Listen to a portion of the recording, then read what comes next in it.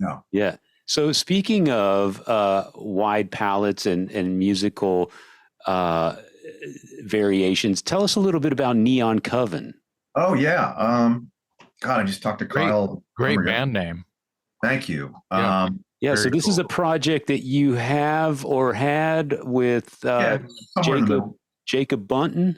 Yeah. Okay. Yeah, Jacob is one of my closest friends. You'll never meet a sweeter guy. I love Jacob. I agree. Yeah, everyone knows Jacob. Yep. And for those who may not know, Jacob fronted the project called Adler with Steven Adler. And Johnny Martin. I think it's known now, but he's the singer for the Mick Mars solo album that may or may not materialize at some point, which I've heard some of and is amazing. And he's a session guy. He's like a ghostwriter. I don't know what I can and can't say, but he's worked with some massive artists. And he just looks like a guy in a rock band. Like he walks around Hollywood, his cowboy boots and his bandana on, and he just looks like some scrawny guy in a band. But he's also, in his own right, respectfully, incredibly successful in his field, which I admire. And because he can sit down and he'll be like, "Oh, you want an album? Yeah, call me tomorrow. I'll have it done." And he, myself, and our singer Anthony Montremano, we were on a Monsters of Rock cruise about some 6, 7, 8 years ago. I don't remember what time frame it was. And the joke was, "Oh, we were the young guys. We look like a boy band."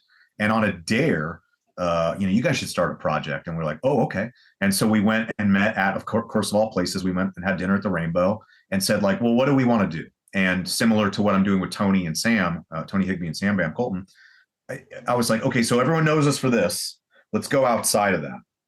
And so we were like Nine Inch Nails, Depeche Mode, Duran Duran, Killing Joke, that sort of stuff. And we wrote and recorded an EP that somehow managed to moderately chart off of one song, mostly because of Jacob's sort of industry insight.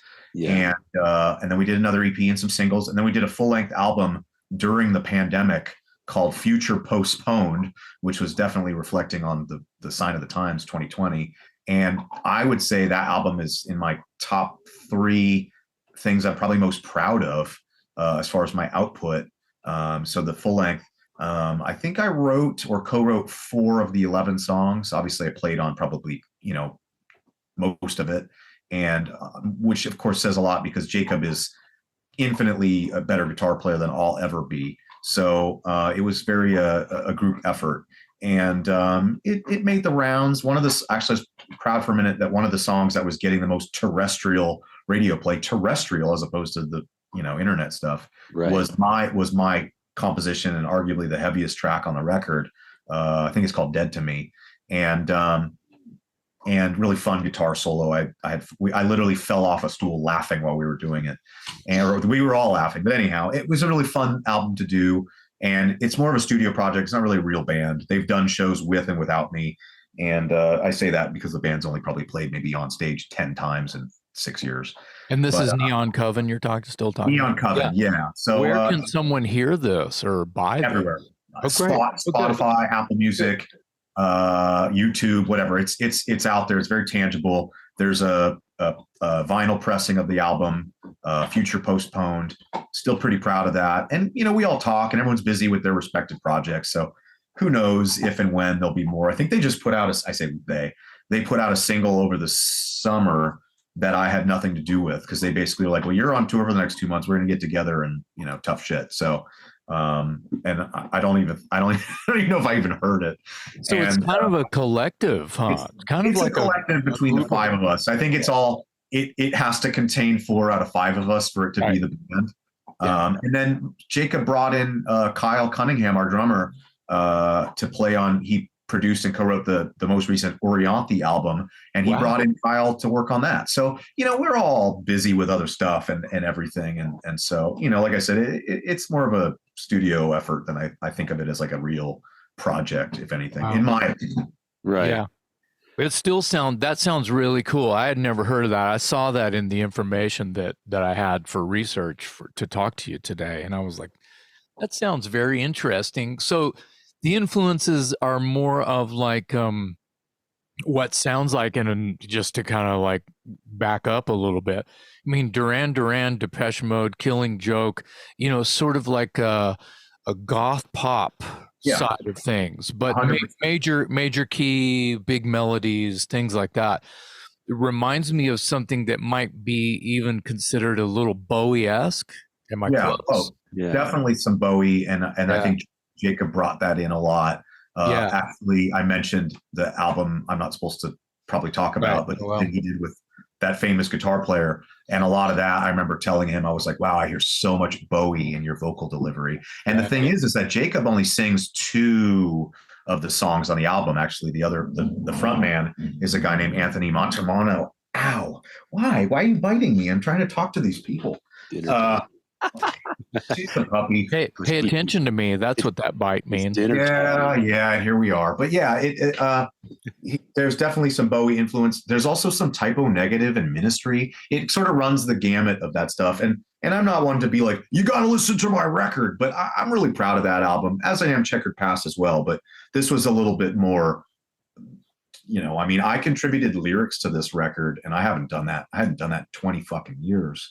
So I can't remember what the song's called. The second song on the album, I think, is probably 80% my lyrics. And it was humbling for me when my singer and then Jacob, who's also a singer, were like, no, this is great. Finish this off. And so yeah, Neon Coven. Nice. Neon Coven. People need to check that out. I remember hearing some of it when you first released some of your initial material, and I think I paid attention to it because you were involved, and of course I knew Jacob was involved, so I thought, oh, okay, these guys, I like their rock and roll stuff, so let's see what this is about. Yeah. And I remember thinking it was really well done. It's very gothy, sort of industrial, mysterious kind of. I don't know if you'd call it synth wave or dark wave or anything like that, but it sort of runs the gamut. Yeah. I had a hard time describing that record that some of the Jellyfish Camp made, that Imperial Drag record. I fell in love with that record. I love that. That's album. Like an essential, like, it's like pop music, but I hear like, oh, who wrote these songs for you? Brian Eno and David Bowie? What's going on?